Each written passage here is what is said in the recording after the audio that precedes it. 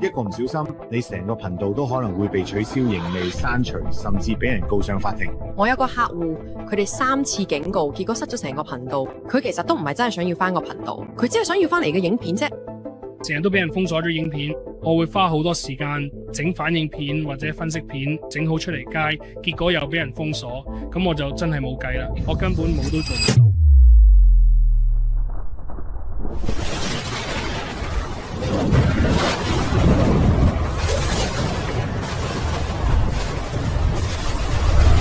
我哋基督徒戰士朋友嘅喺呢個敗壞嘅世代入邊，要將自己分別出嚟，要成為聖人。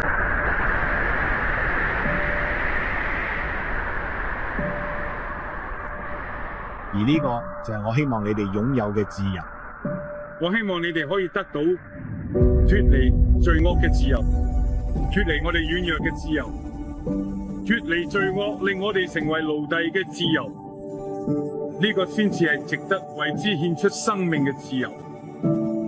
康納讓我諗起咗梅爾吉布森喺佢嘅奧斯卡獲獎影片《勇敢的心勇》所講嘅話。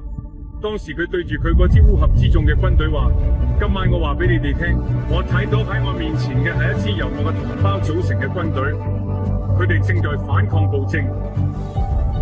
你哋作為自由人嚟戰鬥，你哋確實係自由人。如果冇自由，你會做乜嘢？你會打交咩？係㗎，戰鬥你可能會死，逃跑你卻能活落去。或者至少喺多年後寫喺自己床上嘅時候，你哋係咪願意用從而家到嗰時嘅所有歲月嚟換取一次機會？哪怕只有一次機會翻到呢度，並話俾我哋聽嘅敵人，你哋可以奪走我哋嘅生命，但你哋永遠無法奪走我哋嘅自由。每個人都會死，並非每個人都真正嘅活着。我哋一定要為真正嘅自由而戰，我哋要活出自己，朋友們，同上帝對抗，我哋要活落去。有聖神做你嘅盾牌，基督做你嘅劍，願你可以同聖米迦勒同所有天使一齊保衛上帝，將路西法同佢哋手下送翻落地獄，翻去佢哋應該去嘅地方。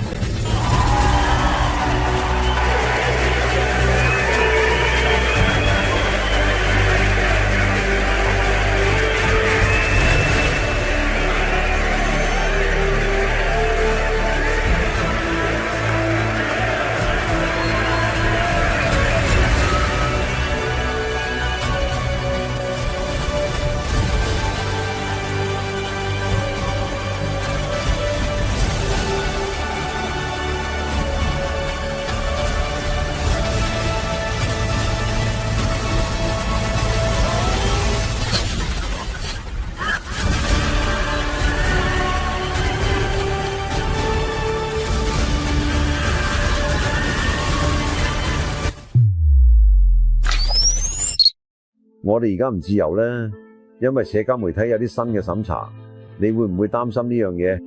你有冇試過被取消盈利，或者你睇俾人封佢？我同 RFK Jr. 做咗4個鐘頭嘅節目，佢俾晒所有呢啲平台封嘅，佢有好多嘢都俾人取消盈利同埋審查嘅。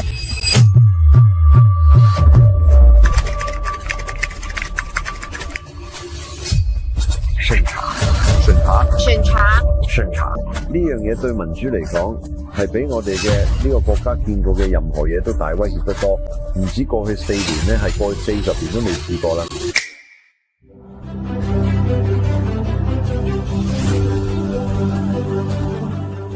你發表意見嘅權利而家受到前所未有嘅攻擊。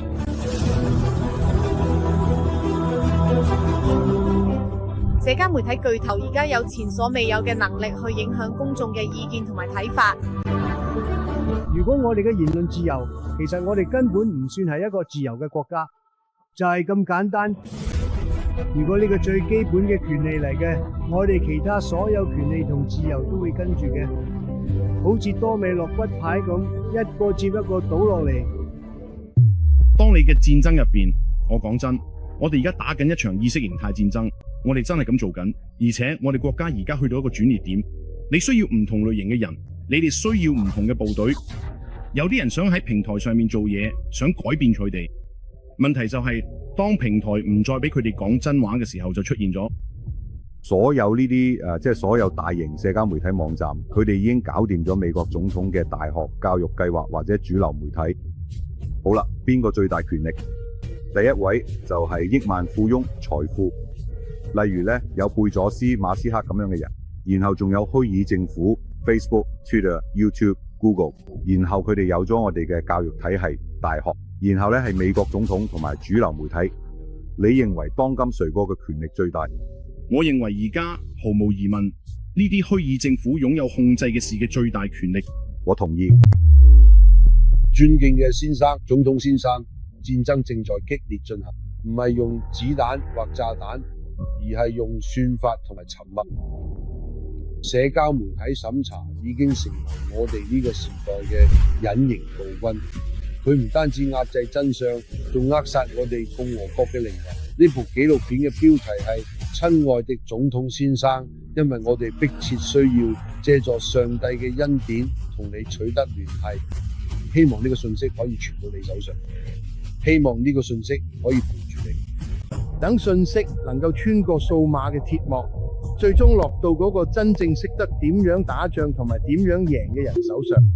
咁我可以跟住自己良心行，咁我就會死，但我可以講大話，我就可以生存落去。人為嘅生存咩都做得出，佢哋會唔惜一切代價去生存。問題係你嘅代價係咩？因為如果你嘅代價唔係你條命，你就係有價有市。Dear Mr. President， 一開始唔係打算拍成紀錄片嘅，一開始只係寫咗封信俾特朗普總統，一封我本來想錄成聲音嘅信，希望其中一個版本可以擺到佢嘅面上，就係咁多。之後有佢哋發生嘅，喺星期一同我哋喺聯合主持做直播嗰陣，呢個諗法點起咗一把火，每個人都參與落嚟，每個人都感受到嗰種氣氛，已經唔再只係一封信，而係一個使命。而家呢個使命好快就變成咗一套紀錄片。而家我諗老實講，我人生入邊從來未拍過紀錄片，呢個係我第一套。最差嘅情況就係我哋大舞台出醜，但我根本唔在意，因為失敗對我嚟講從來都唔係一個選項。我連咁樣嘅都唔會，我本身就唔係咁嘅人。我行出嚟好似我已經贏咗嘅，所以我開始聯絡我識咗最大嘅播客主持人，而我真係識唔少。我好想同你講，佢哋全部都一齊參與嘅，但係其實佢哋喺大部分人都只係喺場邊嘅，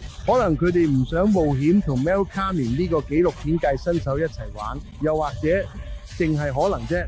入邊都有啲妒忌成分，魅力去唔穩定嘅場合係一樣危險嚟。但我哋記仇，我甚至會為咗曾經無聲無息唔理我嘅人出頭，大 podcaster 細 podcaster 都冇分別。我係為晒佢哋全部出頭，因為呢度唔係講 Mel Carmen， 重點係言論自由，重點係對言論自由嘅戰爭。所以呢套戲係免費嘅，我哋一毫子都唔收。我哋想佢可以傳開去，佢就冇人可以話我哋係為咗搵快錢。喺呢段旅程入邊，我一而再而三咁聽到呢句說話，我哋需要一份網絡權利法案。每次聽到呢句說話，我心入邊都有把聲大叫，點解啊？點解我哋需要呢樣嘢？我哋其實已經有啦，嗰樣嘢就係美國憲法第1修正案，係用墨水寫落嚟嘅，唔係建議佢哋。點解我哋要為咗安撫佢，自以為高高在上、凌駕法律之上嘅科技暴君，而重新寫過我哋嘅權利？點解我哋要向直谷下跪？尤其而家有唐納特朗普嘅位，佢只要揮一揮支筆，一切就完結。呢個人好清楚點樣去領導。我哋需要嘅唔係新嘅羊毛紙，我哋需要真正嘅執法。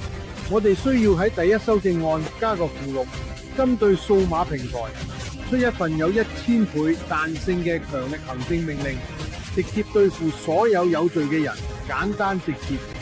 如果一個平台侵犯言論自由，佢就係第1次警告，到第2次警告就要面臨天價罰款。如果佢哋仲係唔合作，就等佢哋被取代啦。特朗普家族識好多程式員，我哋可以接管佢哋嘅平台，拉平賽道，拆除審查枷鎖，恢復全面嘅言論自由。唔再有阻攔，唔再有黑名單，唔再有演算法封口，俾真相自己講嘢。因為一旦真相出現，主流媒體根本冇得玩，佢哋就好似籠入邊嘅老鼠，要同金剛打交咁。而家講下地下室入邊潛藏緊啲咩？我哋知道有潛在勾結，係啦，可能只係軍工複合體入邊一小部分。有啲幕後黑手操控住朱克伯格、Mohan 同 Massari 呢啲木偶。如果呢啲真係屬實，而我哋發現美國自己有嘅派系，如果情報部門真係扭曲咗嘅 CEO 去壓制美國人發聲，講清楚呢個係叛國，你知唔知咩下場？我都唔使講到明，但係你要記住，如果真係發生緊呢啲事，我哋唔會細聲講，我哋會大聲講，清清楚楚，一日講117次。到時喺木偶都會同你一齊等正義嚟到，面向牆壁。等我再提下佢被寵壞嘅科技精英一樣嘢。美國唔只係一個市場，係一種特權，個個都想入市，因為我哋依然係全世界最有錢、最有權力嘅國家。你睇得社交媒體寡頭已經唔記得邊個先係老細，你哋已經逍遙法外太耐啦。但而家我哋有特朗普，希望好快我哋都會有 Eric Trump。我相信佢夠醒目，可以接棒，必要時佢可以喺高爾夫球場上邊打波，並喺17號洞打出拍技時，打電話俾唐尋求建議。你認為拜登能夠做到呢一點咩？我唔咁認為。但係請唔好誤會，呢一切而家結束咗。我代表數十萬甚至數百萬被禁言、暗中禁止嘅播客發言，並被數字拆除。佢哋想講嘢呢，佢哋有權發言。呢部電影係一定要拍嘅，佢其他路可以行。係，我知道有風險，我知道自己踏入啲咩地方，但我都知道一樣嘢，如果我哋唔贏，我哋就會失去一切。如果我哋輸，呢個國家會比酒吧打鬥時一杯波本威士忌飲落肚，仲快比共產主義同馬克思主義吞噬。有啲播客仲未醒，仲死死地氣睇住 YouTube 同 Spotify 分到嚟嗰啲碎屑，佢哋以為自己好安全，但事實係當陷阱門打開嗰陣，連嗰啲碎屑都會一齊睇落去。佢哋睇唔到未來，但我哋睇到。而家我哋就係要徹底撕開真相嘅口罩，呢個就係我哋嘅立場。呢一刻就係屬於我哋嘅時刻。今次我哋一手攞住憲法，一手攞住咪高峰嚟打呢場仗。我叫 Mel Karmine， 呢個就係由寫封信俾總統嘅一個念頭，變成咗一套完整紀錄片嘅故事。繼續聽落去，精彩嘅嘢就冇發生嘅。真正嘅戰爭咧，就係同全球主義者 Soros、奧巴馬、新世界秩序同 BlackRock 喺度，佢哋已經向我哋宣戰，而我哋接受呢個挑戰。我哋睇翻屬於我哋嘅嘢。1776年對於1984呢個問題嘅答案，毫無疑問地就係1776年。冇錯，呢個就係歷史性嘅關鍵年份。1776年，一切就從呢度開始。1776年，1776年。所以底線就係咁樣。我喺度問唐納德 J 咩？特朗普會修改憲法定係第一修正案？係嘅，因為我哋嘅祖先冇辦法預見呢一巨大嘅技術進步。儘管憲法寫得非常出色，但係並非完美無缺。第一修正案需要更新，寫成可以執行嘅法律，仲要有堅不可摧嘅權利法案作後盾，確保以後再冇人可以動區。加強全新改良版第一修正案。喺美國呢個自由之地、勇者之家，憲法嘅墨水流動住推廣自由嘅精神。講到自由同第一修正案保障嘅發言權利，但背後潛藏住一股陰影，一種細微但邪惡嘅力量，威脅緊我哋共和國嘅根基。呢個係一個審查制度嘅故事，一場唔係用劍，而係用言語、演算法同權力去打嘅戰爭。呢個係一隻無形之手嘅故事，幾代人以嚟都想壓制意見、扼殺創意、掩蓋真相。呢個係美國媒體審查嘅故事，比以前嘅禁令更加靜悄悄、更加狡猾，已經融入咗我哋數碼時代嘅生活，影響住我哋嚟到、聽到同相信佢哋。一個冇審查嘅世界，即係我哋可以自由咁揭露選舉，同埋當然仲有兒童販賣。我相信如果美國人可以接觸到真正嘅資訊，美國精神就會發揮出嚟，到時我哋就可以解決呢啲問題。睇翻我哋嘅國家，歷史上有好多例子，權力中人都會試圖限制人哋接觸某啲資料，無論係文學、新聞、音樂網站、定係其他被認為唔適合或者危險嘅內容。只要有唔同意見存在，就會有呢啲情況。一直以嚟都有人試圖壓制被認為對現狀有敵意嘅聲音。蘇格拉底被處死，西班牙主教焚燒瑪雅書籍，劍橋大學禁出達爾文物種起源，納粹德國焚書，全部都係權威人士試圖壓制知識同意見嘅例子。而家呢種做法依然存在，無論係公開定暗地裏都一樣。親愛嘅總統先生，我叫 Gary Frankie， 我係 The Next News Network 嘅創辦人，呢個係 YouTube 上最大型嘅獨立保守派頻道之一。2023年2月25號 YouTube 將我嘅整個頻道停止盈利，冇警告，冇解釋。我一次又一次咁提出上訴，但每次都被駁回。20個月以嚟，我眼巴巴地睇住自己嘅生意日漸衰敗，團隊不斷萎縮，家人亦都遭受住苦難。我出售咗個人資產，我哋花光咗積蓄。我白手起家建立咗呢個網絡，而大型科技公司卻試圖用一次案件摧毀佢，因為我敢於講出真相。直到德州參議院介入之後，佢哋先改變決定，就需要做到咁多先得。先生，總統先生，如果州政府都要負責捍衛第一修正案，喺華盛頓到底仲等咩？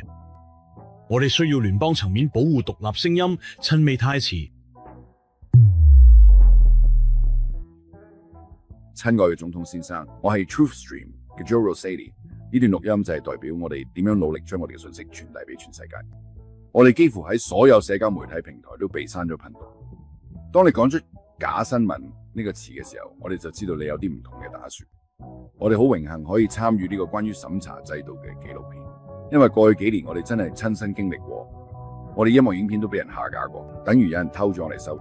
如果要你舉一個現代審查制度嘅例子，第一個嚟到嘅可能就係中國對國內互聯網極度嚴格嘅審查。根據大多數專家講，中國嘅審查制度係全世界最先進同最全面，對發布同瀏覽某啲內容都有嚴格限制。中國政府嚴密監控同埋管理網絡活動，對被認為有問題嘅內容會好快刪除。呢種做法令佢哋嘅政策有個花名叫做中國防火長城。但係中國唔係唯一一個壓制資訊嘅國家。事實上，大部分政府都會喺自己國家對互聯網進行某種形式嘅審查。咩審查？喺進一步討論之前呢，等我哋好似 Gina L 咁了解一下審查制度係乜嘢，以及佢包含邊啲內容。首先，俾我哋定義一下審查制度啦。佢係乜嘢？廣義上講，當個人、團體或者政府官員認為某啲圖像、信息或者係想法令人反感，任何人都唔應該接觸時候，就會發生審查。呢種所謂嘅冒犯性內容可以喺書籍、雜誌、電影、視頻或者藝術作品中揾到。只要呢啲資料被編輯、限制特定觀眾或者從公眾渠道移除，無論係喺圖書館、學校、書店、藝術畫廊定係其他機構，審查者就算係成功咗。你可能心裏邊已經有個諗法，覺得會係邊個去做呢件事。嘗試審查嘅人其實嚟自唔同背景，佢哋嘅觀點都好唔同。好多時候審查行為都會被合理化，因為審查嘅人覺得好理同有道德提升作用嚟㗎，係同錯誤或者有道德腐化作用嚟㗎，有一個好清晰嘅分界線。佢哋相信自己咁做可以防止其他人受到負面影響，但你睇唔睇到有乜嘢情況真係可以喺黑白分明咁簡單？對於任何媒體嘅價值，啲人都有可能提出支持或反對嘅論點，而且好難講有乜嘢嘢能夠約100%嘅人都認為佢係100%嘅好或壞。審查制度而家喺美國真係仲裁到咩？係㗎，一直都係。咁第一修正案又點樣呢？呢個難道唔意味住審查制度係非法嘅咩？事實上唔係㗎。第一修正案規定，國會唔能夠制定限制言論自由嘅法律。好多唔同嘅最高法院案例都確立咗，政府審查係違反第一修正案，但係並唔係所有言論都被視為言論自由。例如淫穢內容、挑釁性言論、或者煽動暴力或者傷害嘅言論都唔受保護。不過越嚟越多唔係政府嘅機構同私人公司，反而係決定審查同佢嘅內容可以或者唔可以有公開平台。舉個例，如果你有聽收音機，你大概率每日都接觸到審查。好多商業電台都會播剪輯過咗歌，刪走咗粗口、性或者毒品相關嘅內容。2018年尾，社交網站 Tumblr 就禁止闖所有成人內容。作為私人公司，佢哋可以決定平台允許佢哋，但係呢個政策都導致咗廣泛嘅審查。而呢個轉變都顯示咗，要執行咗廣泛又難以界定嘅禁令有幾困難。因為 Tumblr 自己舉出嚟本來應該允許嘅內容例子，都俾佢哋嘅過濾系統自動標記做成人內容，結果被隱藏咗。親愛嘅總統先生，我叫 Alisa Valentino， 又叫 Alisa V。今日我懇請你幫手終止由2020年開始到而家仲繼續壓制我哋呢啲獨立聲音嘅審查。講真話嘅人同新媒體播客都應該有發聲嘅權利。多謝你，願上天保佑你。即使承諾自由，對唔受歡迎思想嘅恐懼，一直都令到敢於挑戰現狀嘅聲音被壓制。由50年代冷戰時期嘅恐慌，到60年代社會動盪，再到今日互聯網時代，爭取言論自由嘅鬥爭一直都存在。書籍被禁，電影被壓制，音樂被審查，全部都係以保護公眾道德為名。奧遜威爾斯嘅大國民因為揭露貪污被針對，憤怒的葡萄因為寫實被打壓，發條橙因為赤裸描寫暴力而被審查。呢啲藝術作品被認為太真實、太顛覆、太唔方便。佢哋證明咗一個簡單嘅道理：藝術往往揭示令有權勢者唔安樂嘅現實，而真相唔一定受歡迎。但係邊個有權決定咩先至係可以接受嘅？如果有權勢嘅人話你嘅言論危險，你嘅思想太激進，你嘅真相係威脅，佢會發生咩事？呢場戰爭已經進化咗。以前審查係政府嘅專利，有五角大樓嘅宣傳機器同埋 FCC 嘅監管權力。而家審查者就變咗做私人企業，佢哋負責審查內容。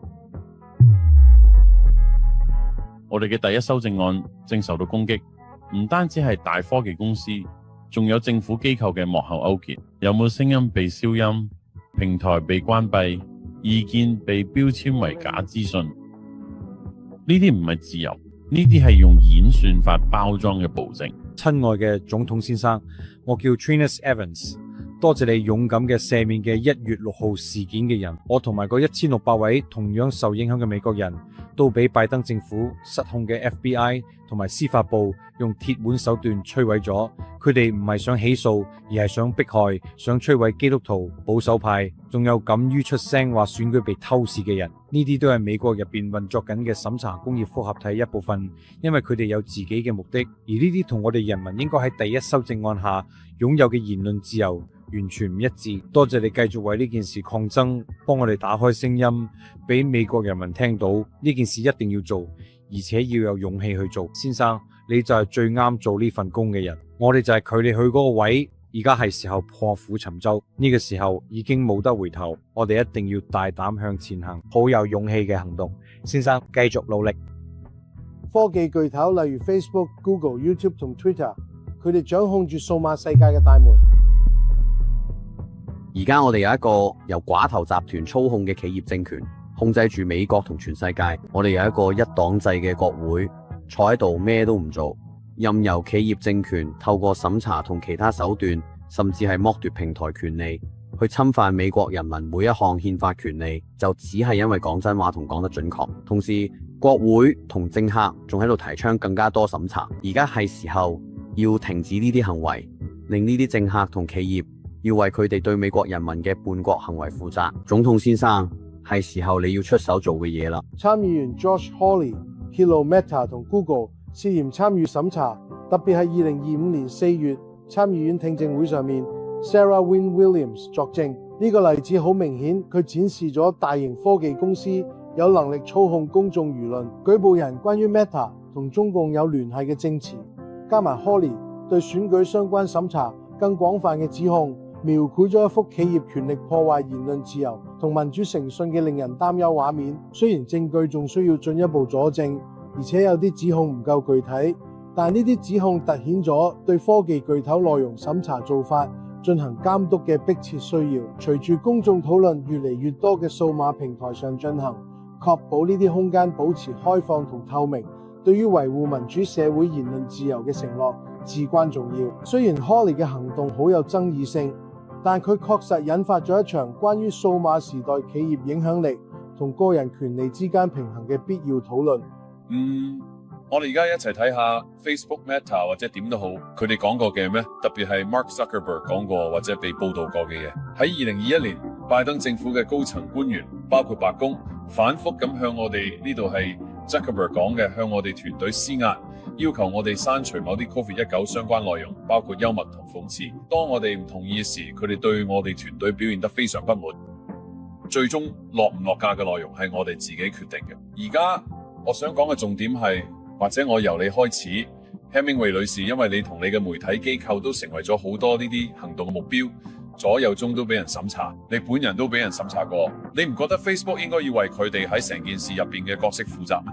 我嘅意思就係 Facebook 馬克扎克伯格話，你知道天邊佢哋對我哋拜登嘅人太刻薄啦，佢哋威脅我哋，佢哋確實咁做啦，拜登亦確實咁做啦。呢個係咪違反憲法？我認為係嘅。呢個就係點解我哋今日談論嘅最高法院案件咧，密蘇里州案件係咁重要咧。但係扎克伯格自己都講過啦，最終都係佢哋自己決定，佢哋要負責。講真 ，Facebook 同其他平台喺呢件事之前已經有審查嘅慣性，好似亨特拜登手提電腦事件咁，佢哋都係自己主動開心咁去審查，佢哋一直都積極參與呢個審查運動。Hemingway 女士，你同唔同意？同意。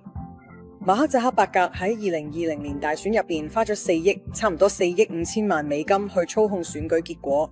最近嚟做咗嘅細動作，好似話我都係有嘅壓力先至要做呢啲審查，又或者話我會捐100萬美金俾就職委員會，好似咁樣就可以補償翻佢參與嘅審查運動咁。但係其實佢參與審查今聲我同我哋媒體呢啲聲音價值可能仲高過咗捐俾選舉嘅錢，因為我哋講咗好多唔同議題、唔同嘅想法，例如激進跨性別議程、選舉應該點樣舉行、點樣應對新冠疫情等等嘅一個自由社會，大家應該可以自由公開討論。但佢就好努力嘅，好難避免呢啲事發生。所以我覺得呢啲講法幾有趣，但係完全冇觸及到佢喺呢件事上面有幾大自主權，同埋作為 Facebook 負責人佢有幾大權力。係啊，我都好開心你啱啱用嘅權力呢個字，因為呢個正正係成件事嘅重點，唔係咩？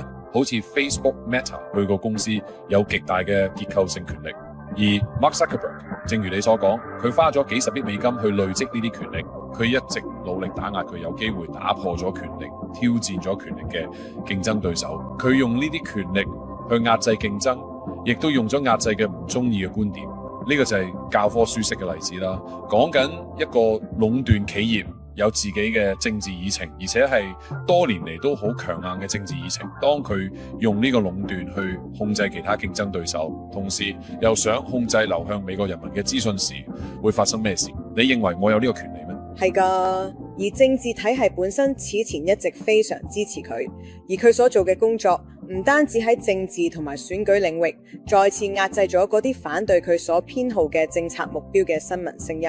呢個真係太正啦！你非常之樂意談論呢個並且揭露呢個事實，我覺得好重要。我哋唔可以忽略咗咧喺大型公司嘅角色，其實得幾間咋，好似 Google、Meta 咗，佢哋所掌控嘅權力。佢哋點樣用呢啲權力咁試圖規定美國人可以攞到啲咩？而且咧，我哋都知道咧，以 Google 為例咧，我哋喺呢個委員會同埋分委員會之前都聽過證詞，話 Google 係點樣操控佢哋嘅搜尋結果啦，試圖影響獨立選民，仲有多年嚟都想左右選舉。佢哋唔單止喺美國嚟做，佢其他國家都做過，好似澳洲咁。呢啲係龐大壟斷嘅企業，佢哋有自己嘅政治議程。一直利用佢哋嘅市場力量，唔只係影響，簡直係想控制我哋政治體制入邊嘅結果。呢個係一個大問題。我只可以講，除非我哋正面處理佢哋嘅權力，否則呢個問題會繼續存在落。多謝大家今日嚟到，主席先生，多謝你舉辦咗好嘅聽證會。互聯網本來被譽為一個自由新天地，自從1996年通過《通訊端正法》第230條之後，平台就冇咗一張空白支票，可以隨意審查或者審查內容。總統先生，我係州參議員 Mark Fincham， 我知道你都明白社交媒體而家已經變成一個生存威脅，特別係自從2016年初開始，審查越嚟越嚴重。先生，我哋兩個都曾經係呢種審查嘅受害者，我真係希望未來幾日你會考慮將社交媒體當成而家已經變成咗公用事業嘅對待，呢個係你可以做嘅最好嘅事，去終結審查，迫使呢啲社交媒體公司嘅企業世界入邊做個更好嘅公民。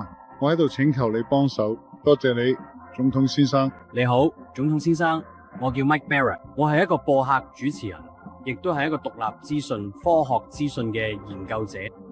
全球互聯網上面嘅審查已經失控，真係去到完全冇人可以控制嘅地步。呢件事絕對係必須要做嘅。事實就係，任何有唔同意見嘅人，或者有啲同主流媒體、法官同政客所建立嘅正統觀點相違背嘅資訊嘅人，都冇發聲機會。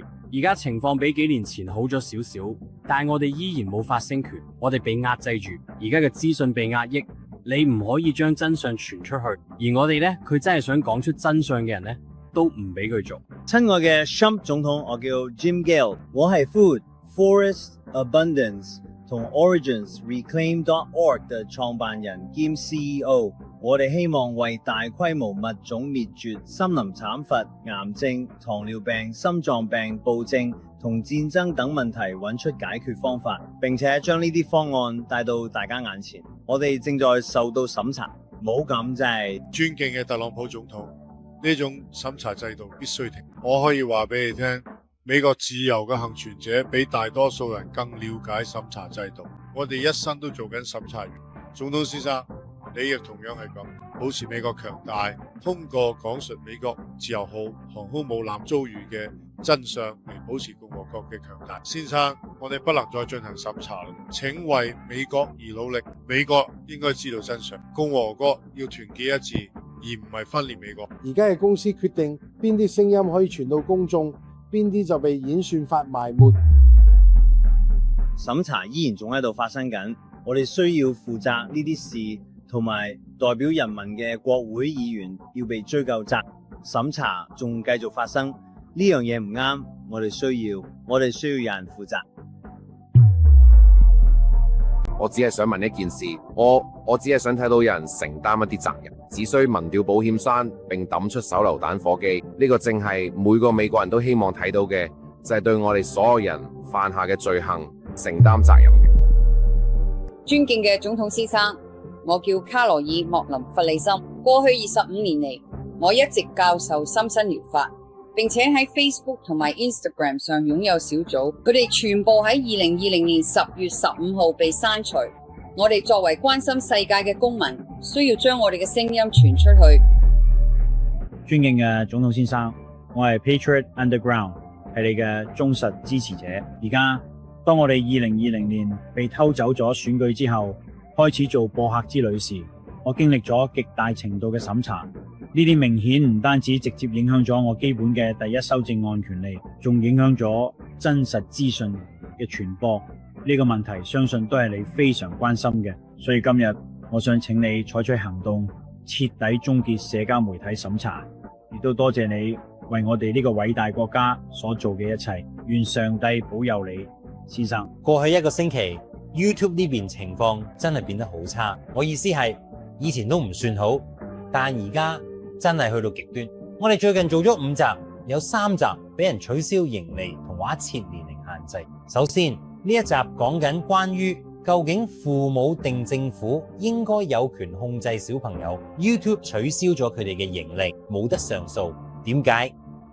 佢哋俾我嘅理由係縮圖顯示嘅兒童或者性虐待。其實呢個講法令我好唔開心，因為呢張圖係根據美聯社嘅真實相片嚟嘅。呢張圖係顯示兒童或者性虐待。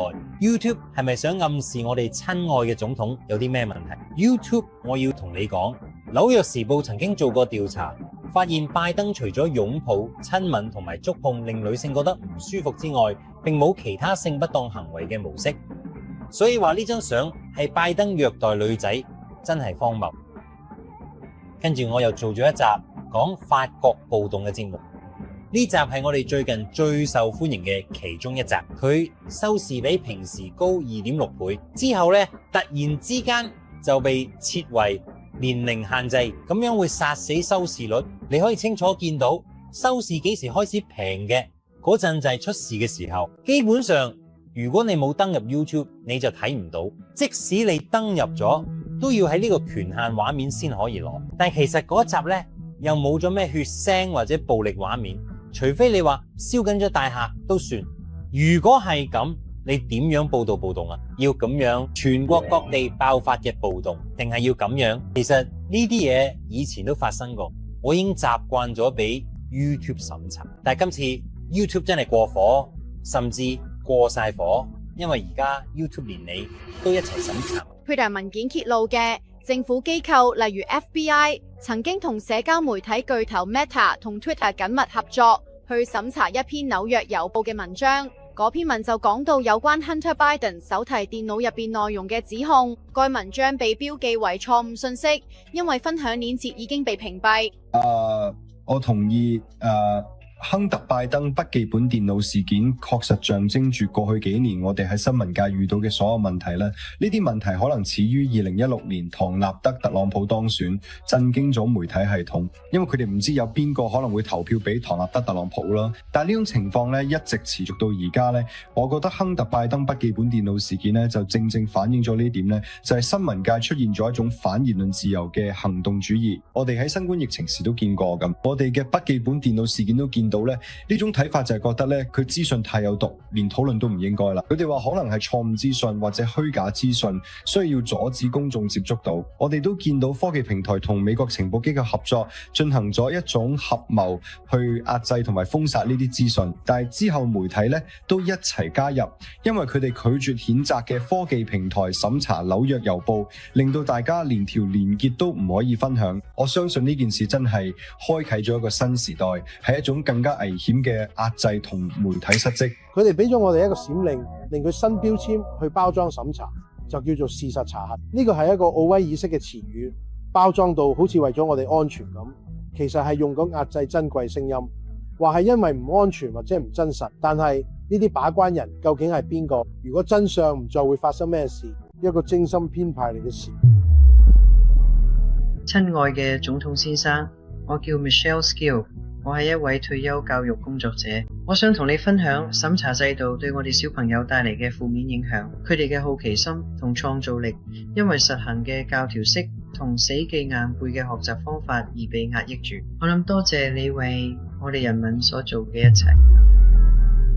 荒謬嘅審查制度，搞到我哋去到今日呢個地步，搞到而家新一代大部分人都唔知咩係男人咩係女人，有成細路而家都冇 OnlyFans 度。你睇下呢啲無聊嘅，基本上就係將我哋嘅年青人逼入咗呢個所謂覺醒嘅思維模式。呢啲就係審查制度嘅後果。所以特朗普總統，我想同你講，我真係懇求你用你嘅權力，永遠俾美國禁止審查制度。其實呢個根本唔應該係一個問題，因為我哋有第一修正案，但係好似連第一修正案都唔夠。明明入邊寫住我哋有新聞自由、言論自由。特朗普總統，我覺得而家係時候，我懇求你設立一啲措施，永久禁止審查制度，俾我哋呢啲為自由而戰講真話嘅人有能力將呢啲資訊傳出去，等我哋可以喺資訊戰場上贏呢場仗。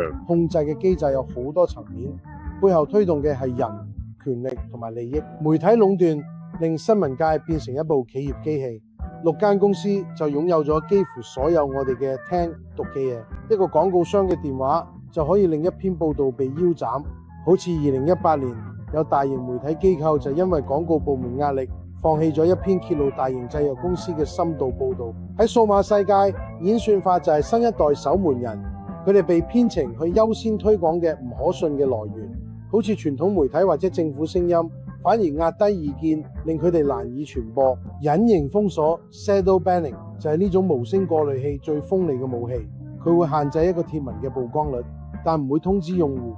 針對保守派或者進步派聲音都得，視乎平台本身嘅取向。結果就係一個被精心挑選嘅現實，只剩翻被認可嘅思想可以生存。當互聯網初初發展嘅時候，好多人都寄予厚望，以為佢會變成一個數碼工地，一個大家可以聚埋一齊自由交流資訊嘅地方，好似一個超大型公共圖書館咁。大家都知咧，互聯網最後並冇變成咗。一旦大公司發現呢個新領域有幾冇賺錢，成個計劃就俾人污染咗，變成現代市場其中一條觸手。佢今日嘅現代互聯網，我哋所有活動同資訊都要經過私人公司之手，佢哋有最終決定權，話是邊啲內容可以上網嚟到同埋容許出現。好多人成日唔記得 Google 其實唔係咩全民公用設施，佢只係互聯網入邊一間超級大公司嘅一部分。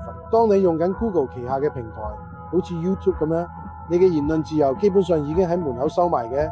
唔同你現實世界嘅係由你國家政府管，你嘅數碼生活其實係俾一啲超級大公司同埋少數極度有錢嘅人操控住。對呢啲公司同億萬富豪嚟講，佢哋喺平台上邊容許資訊自由流通係唔符合佢嘅利益嘅。相反，好似 YouTube 同 Twitter 呢啲網站，其實係經過好細緻嘅篩選同管理，目的就係要控制討論方向，同時最大化賺我哋流量嘅錢。總統先生，我今日揾你唔係因為憤怒，而係因為擔心。作為一個重視真相、透明同自由嘅美國人，第一修正案對我嚟講唔只係羊皮紙上面嘅墨水，佢係我哋自由嘅基石。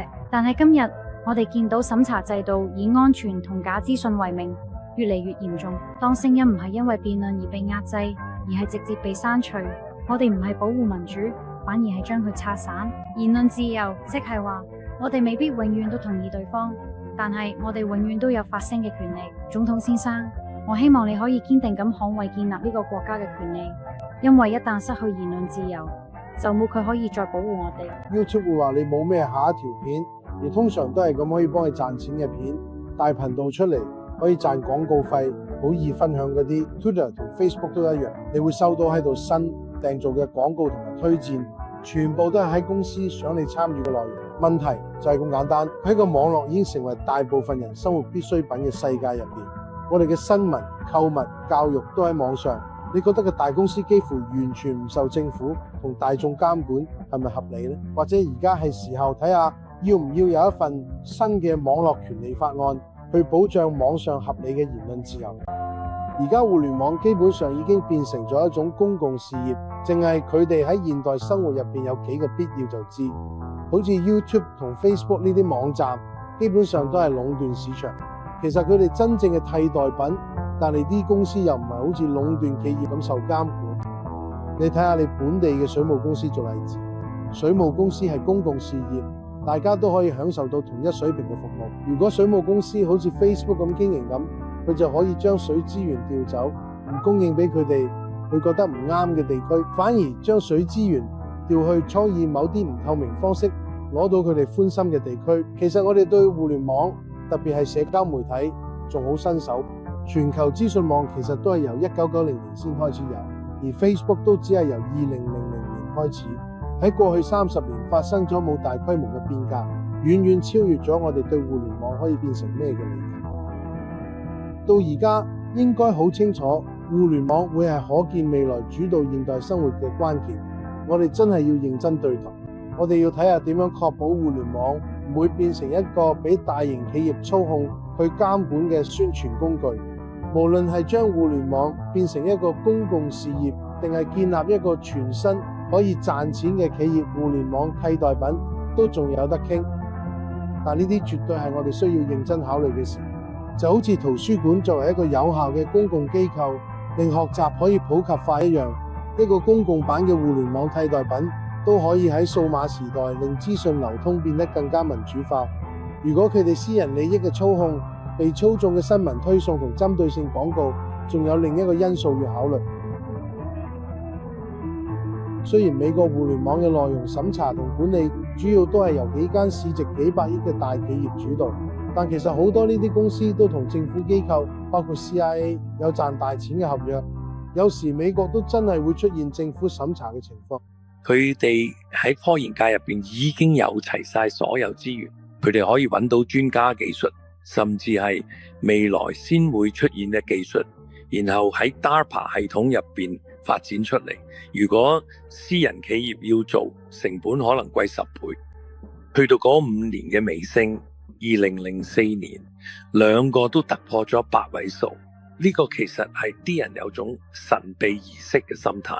發生咩事呢？佢哋就喺 DARPA 嗰邊關閉嘅 LifeLock 計劃啦。咁呢個係一個軍方項目，研究全球，唔淨止美國所有人喺社交媒體上面嘅溝通。表面理由就係話要掌握呢啲資訊。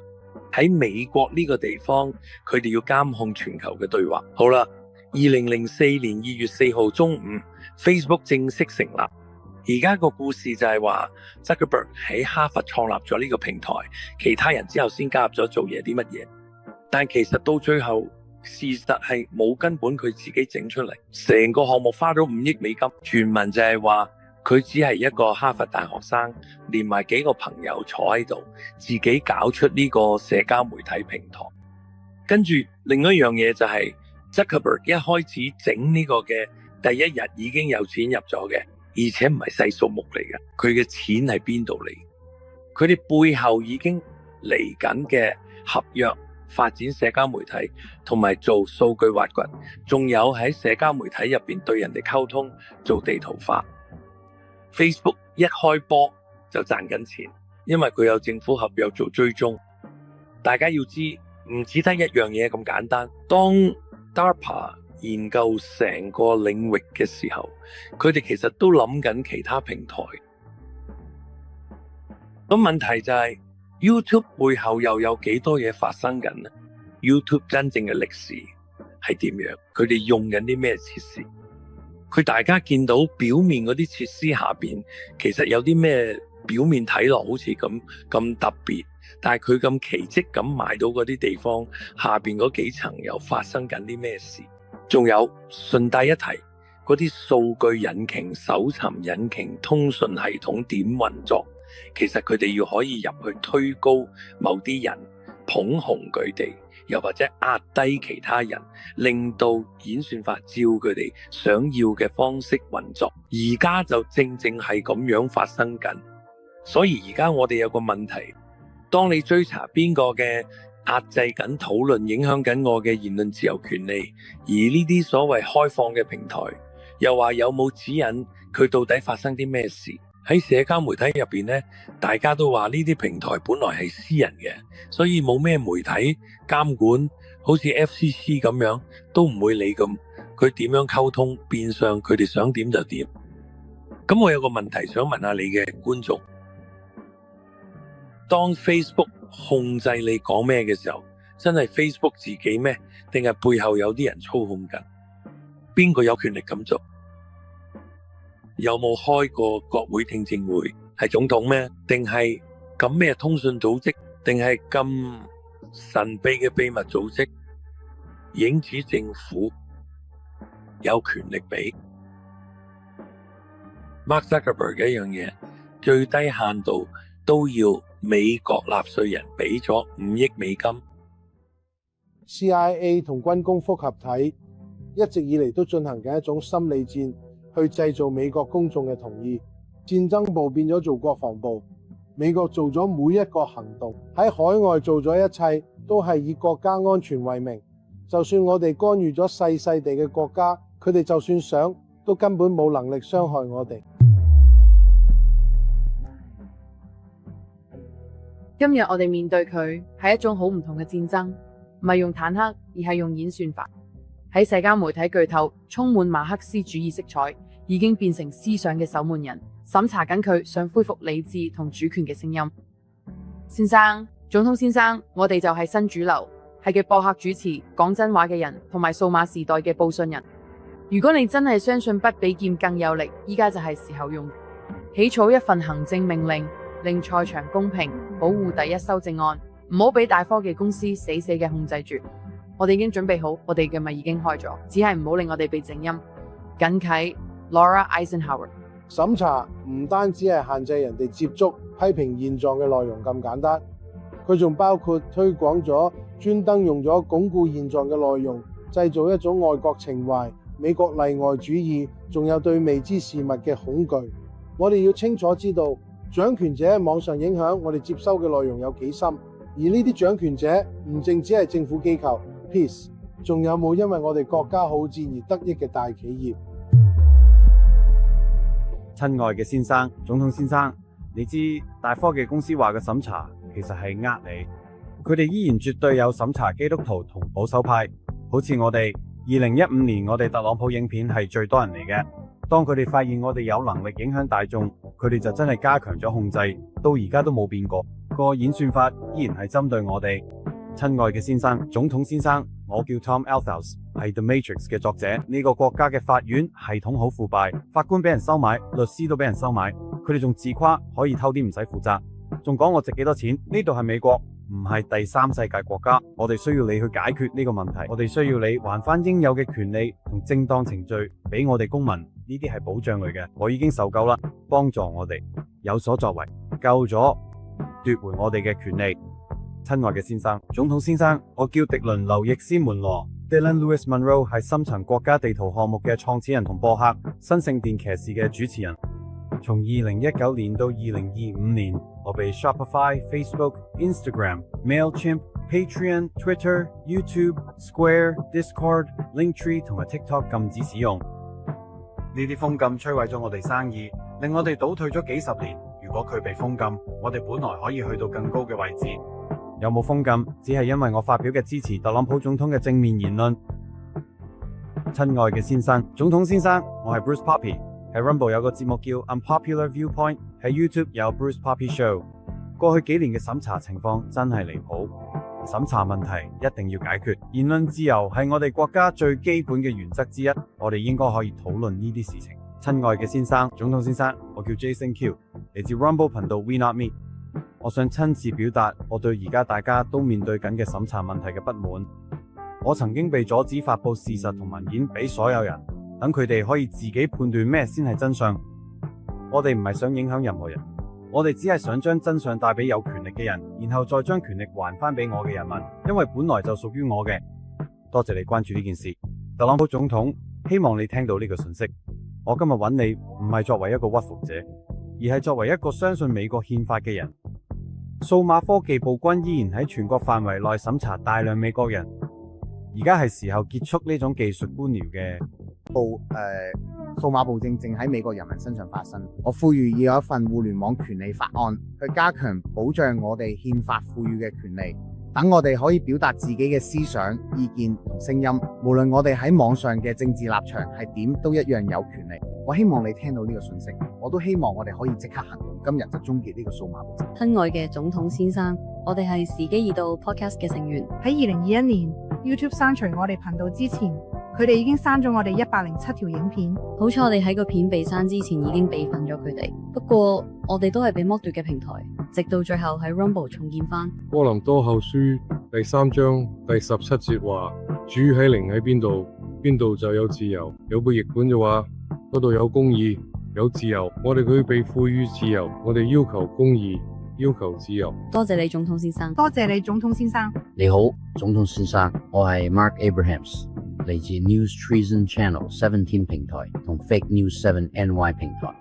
審查一直都係媒體嘅問題，特別係自從大企業接管咗我哋之後，佢哋已經由新聞報道變成咗評論主導。但係我發現街上面嘅人審查得仲嚴重，因為而家已經冇人可以好好咁傾偈，所以好明顯，當你同人講嘢嘅時候呢，成日都只會俾人鬧翻轉頭，唔會有正常對話，連同意唔同意都做唔到。呢個係我哋大家都要面對嘅大問題。多謝你抽時間，總統先生，你做得好好。親愛嘅總統先生，鑒於你簽署嘅行政命令確認只有2種性別同埋保障第一修正案，佢點解密歇根州仲可以繼續起訴我？我係 Christine Geiger， 係密歇根州特拉佛斯城 Studio 8 Hair Lab 嘅老闆。我只係喺我生意嘅 Facebook 專頁出咗一個貼文，就俾密歇根州民權部控告咗3項歧視罪名。雖然我從來都冇拒絕過任何一個人嘅服務，我因為佢說話失去咗我哋生意、生計同埋名譽。第一，修正案唔係為咗保障安全嘅言論而寫嘅，佢係為咗保障咗其他人想封殺嘅言論而寫嘅。如果佢哋可以因為我發聲就摧毀我嘅一個美國人係安全嘅，如果我哋而家唔企出嚟，將來就冇人可以聽到聲音。佢哋試過想封我口，但我未講完。親愛嘅總統先生，我係 Layla Ali 博士，我主持 The Prescribing Pharmacist 呢個播客。而家審查制度已經失控，一講到健康，自由言論就被封殺。同時，藥廠廣告一日24小時，一星期7日不停咁播，咁即係咩意思呢？即係話冇人受苦，因為咁簡單有效嘅解決方法被埋沒咗。佢哋唔係學見真係可以治療身體嘅自然方法，反而俾人派咗貴到離譜，喺實驗室做出嚟嘅藥，令佢哋長期病住。點解仲會咁樣嘅？係時候打破數碼枷鎖，等真相、健康同自由再次興起。參議員 J.D. Vance 喺2025年 CBS 副總統辯論入邊講到，審查制度係美國民主最大威脅，反映咗大家對大科技公司影響公眾言論越嚟越擔心。以2020年亨特拜登事件被壓制同新冠疫情相關內容被刪除做例子， Vance 嘅講法凸顯嘅內容審查點樣可以限制言論自由，仲會侵蝕大家對民主程序嘅信任。雖然審查制度確實係一個重大挑戰，但話佢係唯一最大威脅，其實忽略咗其他緊急問題，例如選民壓制同虛假資訊。不過 Vance 嘅重點都令大家更加關注科技平台需要有更高透明度同問責性。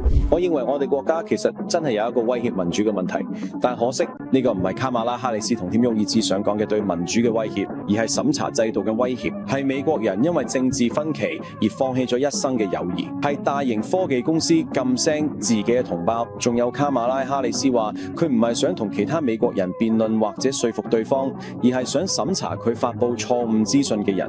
我覺得呢個對民主嘅威脅遠遠大過過去4年甚至過去40年我哋喺美國見過咗任何嘅，我真係好自豪。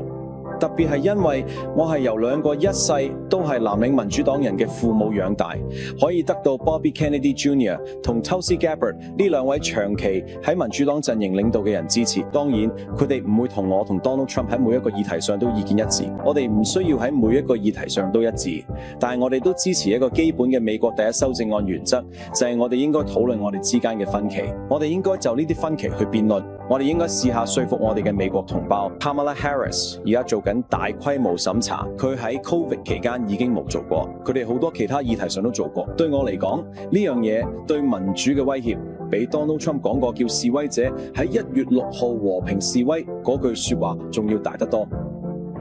跟住就係我哋自己對自己施加嘅審查，取消文化，將憤怒武器化，令持唔同意見變成社交上嘅死刑。大家驚俾人標籤做種族歧視、性別歧視或者單純錯誤，令到佢聲音未開口就已經被壓制。媒體將呢種分歧包裝成危險，放大咗，收窄咗 Overton 窗口，即係我哋可以討論咗議題範圍。老師避開敏感話題，作家自我審查，社會變得一式一樣，令我哋活咗一個安全感比真相更重要嘅世界。呢種寒蟬效應影響住我哋每一個人。呢種審查帶嚟嘅後果好深遠，唔淨只係限制言論自由咁簡單，仲係操控公眾輿論，影響選舉，甚至破壞成個共和體制。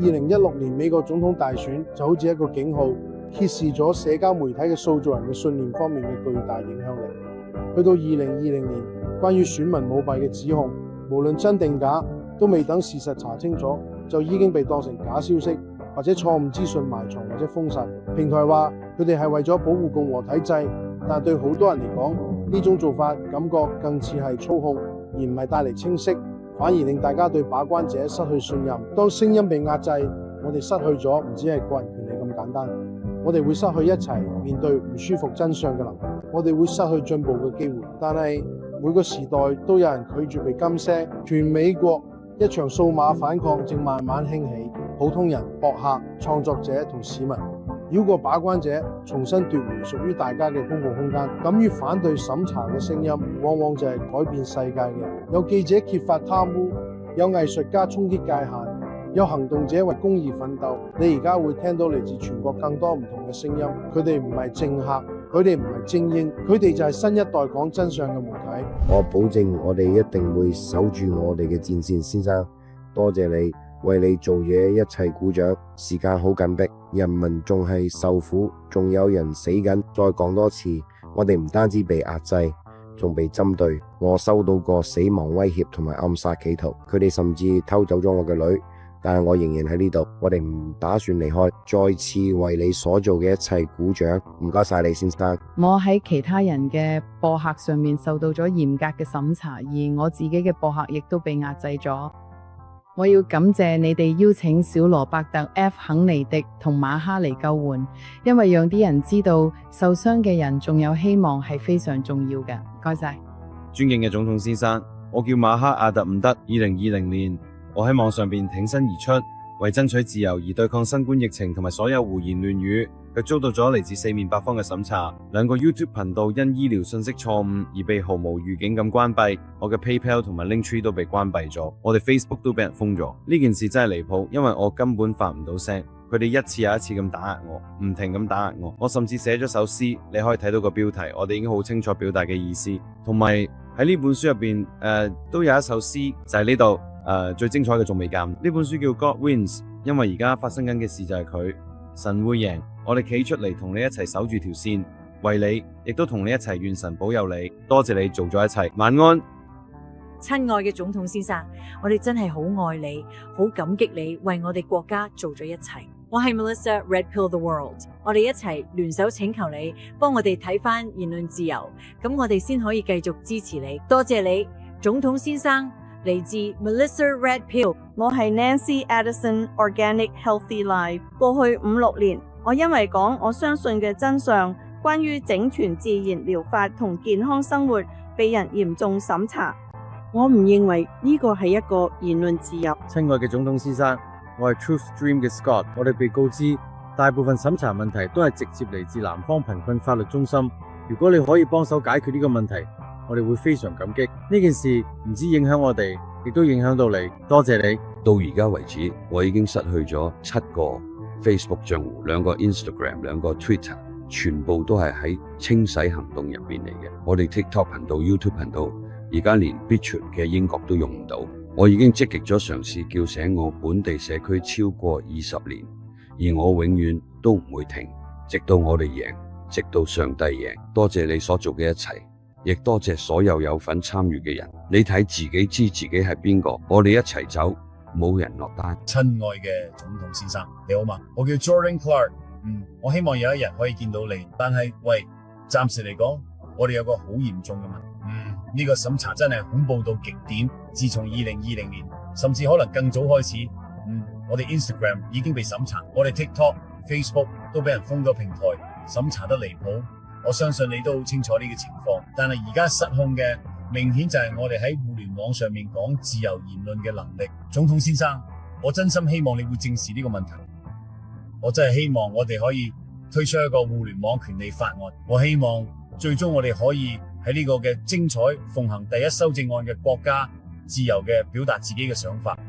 多謝你。親愛嘅總統先生，我叫 Kevin Pascoe，又叫 Buzzer Guy， 同我摯愛嘅太太 Karen 一齊，佢喺17號為咗對抗邪惡集團同佢哋嘅貪污同審查，最終付出咗生命嘅代價。喺新冠疫情期間，我哋失去晒所有平台，包括 YouTube 頻道、Facebook 同埋 Twitter 賬戶。親愛嘅總統先生，我知道你重視真相同誠信，我知道你會講真話，我只係想你知道，我哋喺加拿大同世界各地講真話嘅聲音，而家都被人禁聲。我哋俾人禁聲，情況非常普遍。我哋知道你可以幫到手，親愛嘅總統先生，請你幫我哋對抗審查，真係好多謝你。尊敬嘅總統先生，冇一個充滿唔同聲音嘅世界。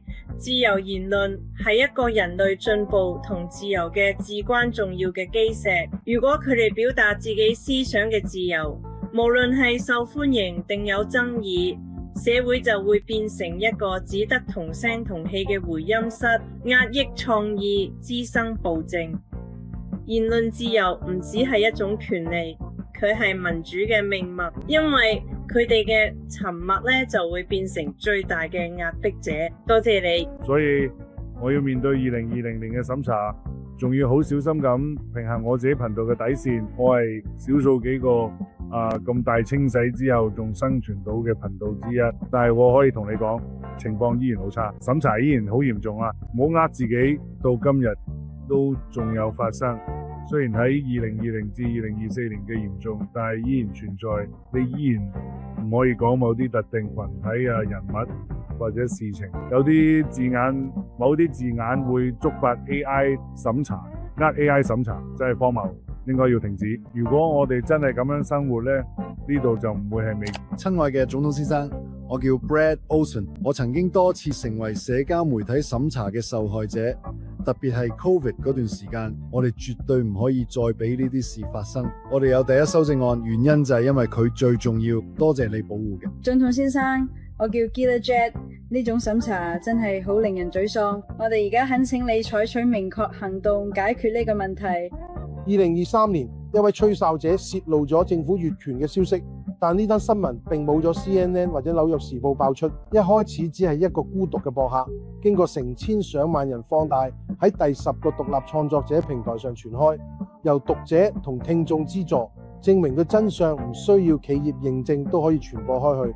由法庭到街頭，美國人都喺度反擊。去到2024年，一宗具有里程碑意義嘅訴訟，指控一間科技巨企系統性審查，引發全國性討論。草根運動要求問責，提醒我哋言論自由唔係禮物，而係我哋必須捍衛嘅權利。爭取言論自由嘅戰鬥唔係過去式，而係而家同未來都要面對嘅戰場。呢場戰鬥唔單止係對抗政府或者大企業，而係對抗成個想控制我嘅思想、聽到咩、相信咩嘅系統，無聲喺過濾器嘅陰影下滋生。但當我哋照亮嘅就會動搖。未來嘅路需要平台要有透明度，講故事嘅人要有勇氣，而我哋每一個人都要保持警覺。我哋需要有替代性嘅資訊平台，要去中心化，由社群主導，唔受企業影響，等每個聲音都可以無懼被壓制佢發聲。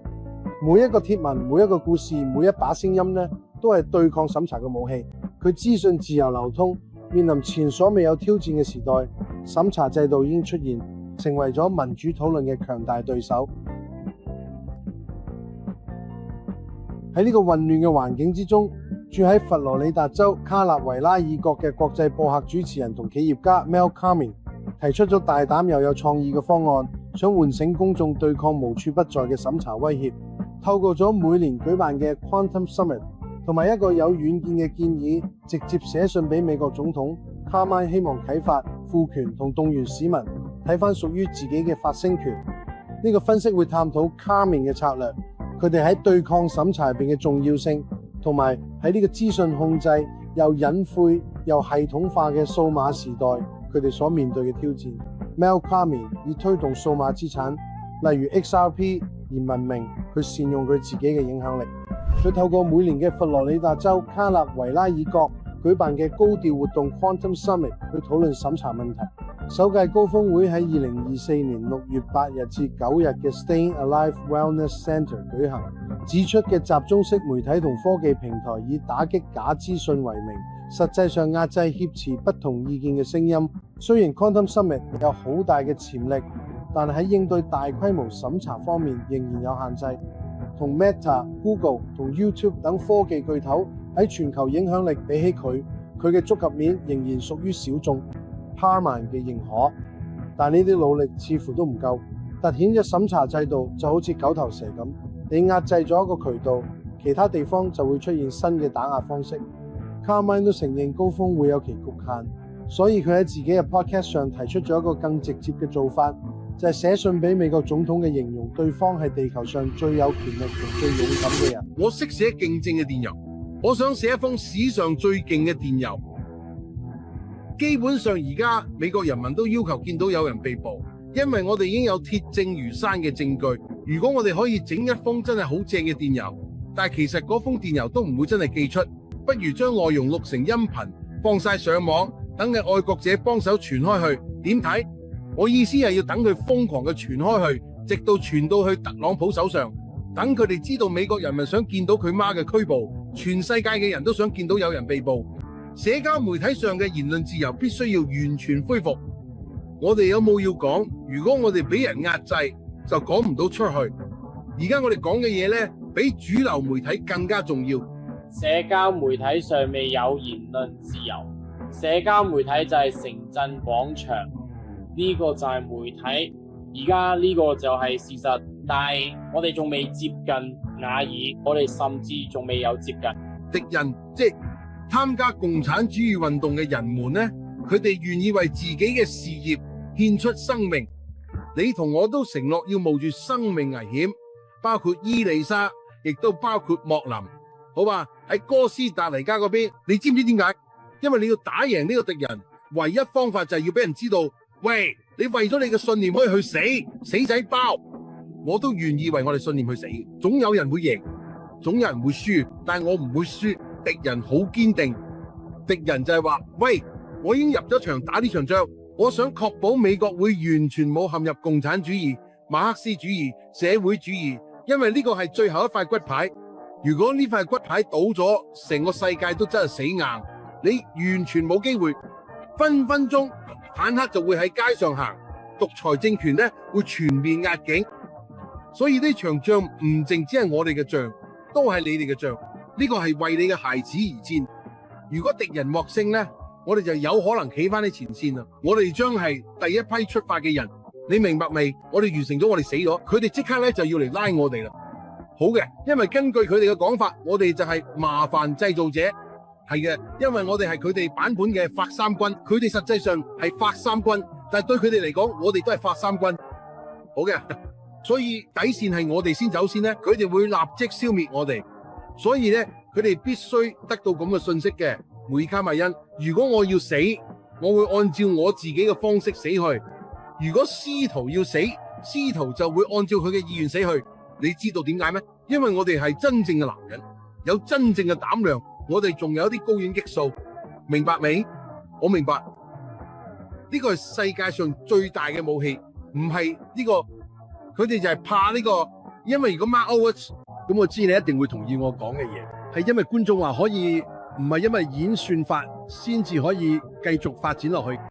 觀眾話 Mark Rutte 夠好，可以有1000萬個 followers。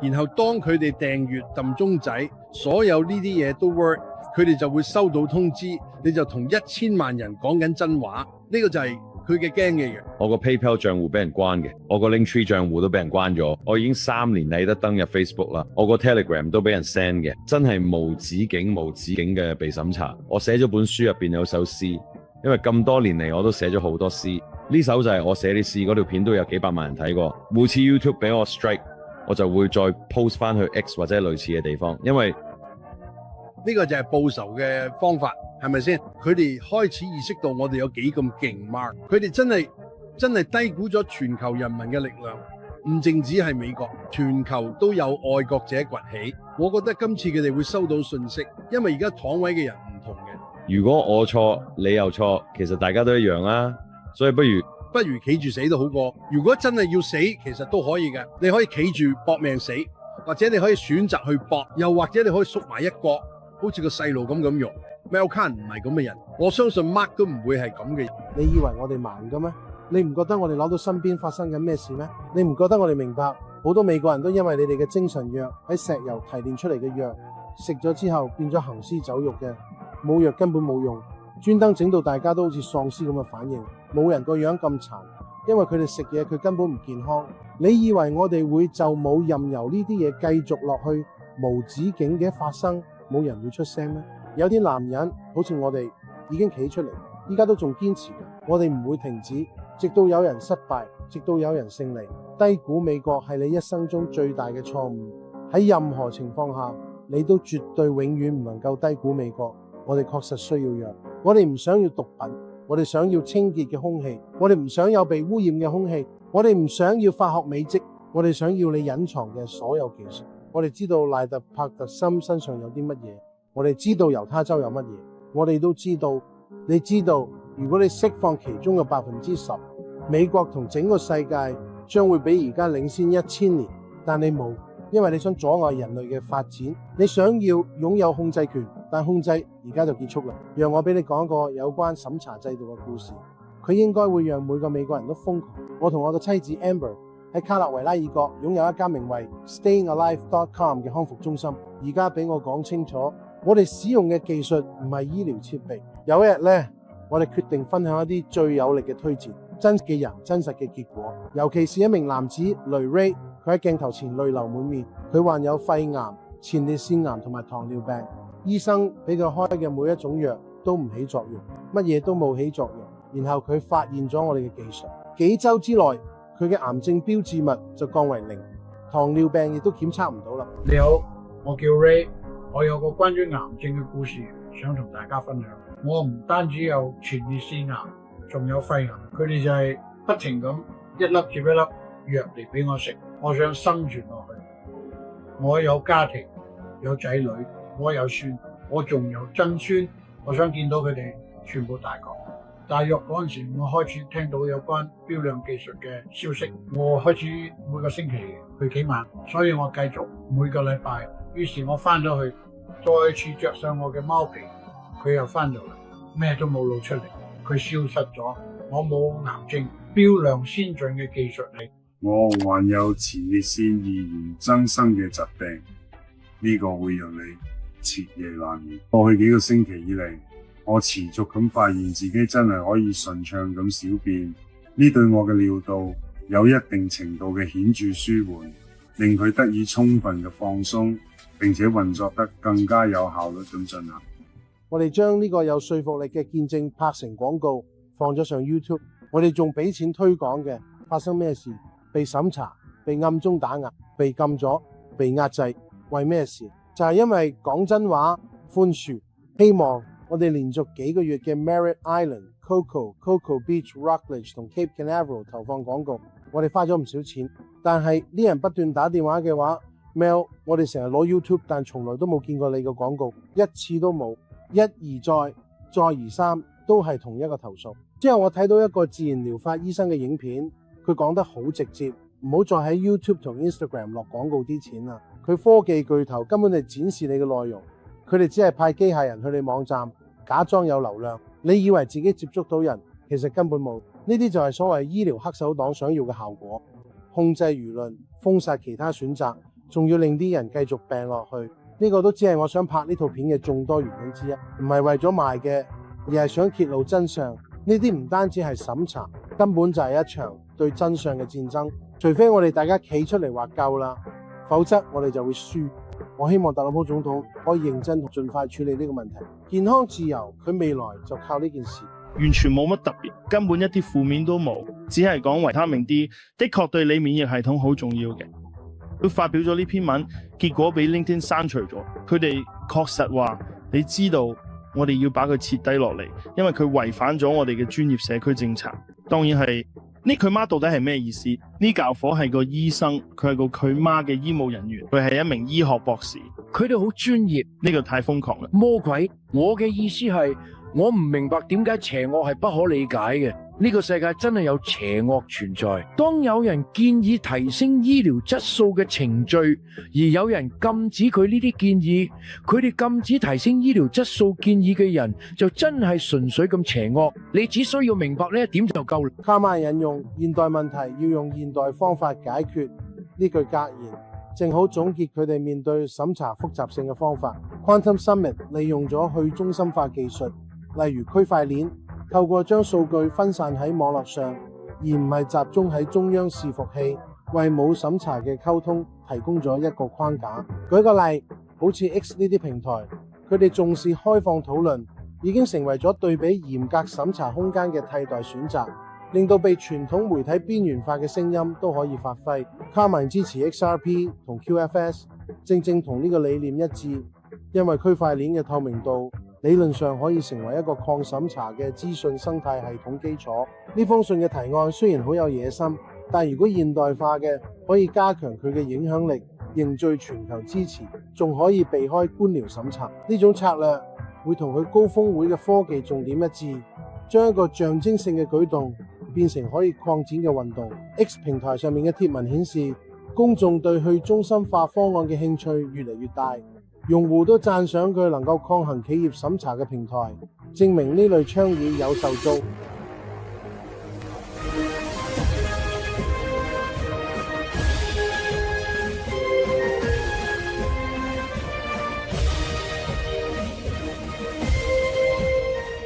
我叫 Mel Carming， 我係一個西西里移民，亦係國際播客主持同企業家喺美國實現嘅夢想白手興家。我叫 Mel Carming， 我係一個西西里移民，亦都係國際播客主持同企業家，曾經實現咗美國夢。我由零開始打拼，為每一樣嘢都努力爭取。我對呢個國家充滿熱愛，呢份熱情係由純粹嘅感激同埋熱誠而生。美國唔只係一個充滿理念嘅地方，佢係一啲明燈。而家呢啲明燈正受到威脅。總統先生唔係俾外國入侵者攻擊，而係被矽谷嘅陰謀集團平台控制。佢哋封殺真相，壓制意見，操控數碼公共廣場。總統先生，我哋有好多播客、主持、講真話嘅人，數碼戰士，我哋支持你。但係要贏呢場仗，我哋要睇翻我哋嘅咩高登、Facebook、Instagram， 甚至 Rumble。審查嘅機器無處不在，佢哋唔單止無視我哋，仲恥笑我哋，佢哋仲挑戰我哋喺被放逐威脅下講真話。我研究過共產主義，唔係冇課室，而係喺現實生活現場親身經歷。呢啲就係披住矽谷外衣嘅馬克思主義，我哋絕對唔可以俾佢蔓延開去。冇錯，我哋已經大幅削弱嘅假新聞媒體，但我哋唔係咁削弱咗嘅。我哋係冇徹底粉碎咗嘅，我哋唔係想佢哋受傷，我哋係想佢哋完全失去控制權，被徹底抹走，要佢哋好似煙咁喺公共討論戰場上消失無蹤。呢件事唔淨止係關於言論自由，仲關乎美國嘅生存能力。如果我哋唔終結審查，我哋就贏唔到，就係咁簡單。總統先生，你係唯一一個可以用支筆打破佢嘅控制嘅人。我哋需要一項強有力嘅行政命令，一個工作組，一個堅定嘅法庭嚟執行真正嘅法律、普通法、憲法。呢啲法律要對我哋嘅開國元勳負責，而唔係對未經選舉嘅技術暴君負責。我哋呼籲年輕人對每個主要社交媒體平台進行授權，不事先通知嘅檢查。我哋需要牙齒，我哋需要火。美國需要最高層嘅法律同秩序問責，只需輕輕一揮筆，你就能夠摧毀數字古拉格。我哋將成為你嘅軍隊，等待你嘅指揮。我哋唔驚，我哋並唔弱，我哋唔再保持沉默。蒙謝你，總統先生。如果呢個短片引起咗你嘅注意，並且你聽到咗呢度，呢個唔係我哋嘅功勞，而係上帝嘅恩典。美國唔單止會生存落嚟，而且會繁榮昌盛。我哋將會創造出前所未有嘅最健康、最富有嘅美國人。世界其他國家亦別無選擇，只能效仿。未來睇上嚟一片光明。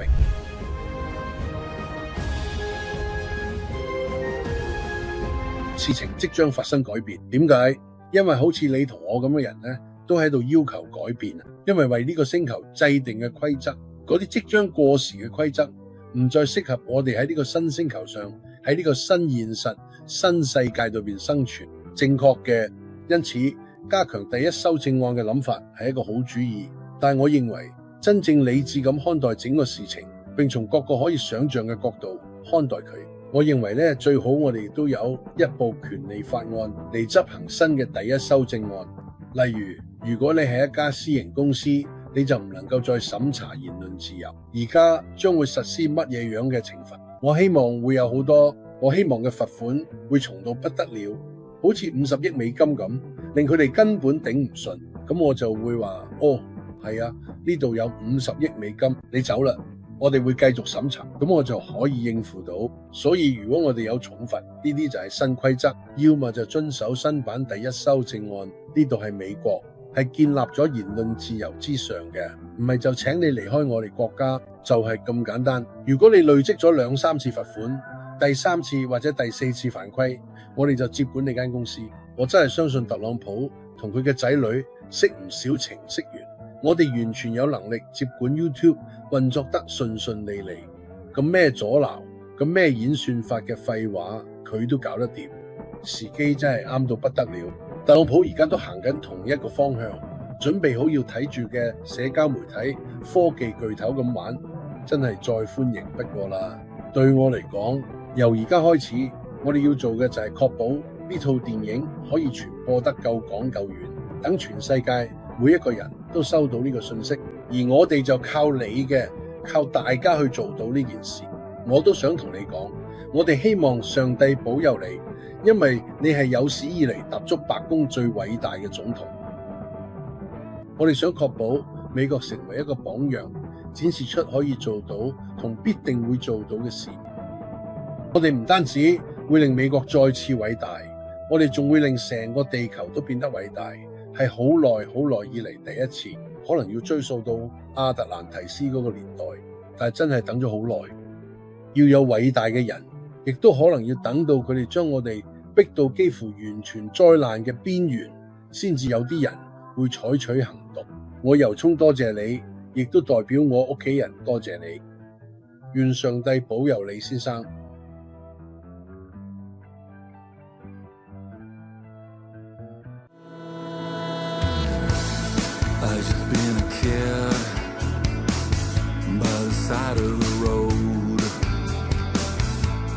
Watching the world, well, it's all just a show. Those we looked up to are not who they seem. Watching the world, well, it's all just a show. 明白我的意思了吗？我这就要搞砸了。戴夫，戴夫。你现在把我弄疯了哦！你要让我流血了，戴夫，你得对我有点耐心，这会有很多次重拍，这都是嘉宾的事，明白吗？这是选项的一部分，也是方程式的一部分，明白吗？宪法虽然非常出色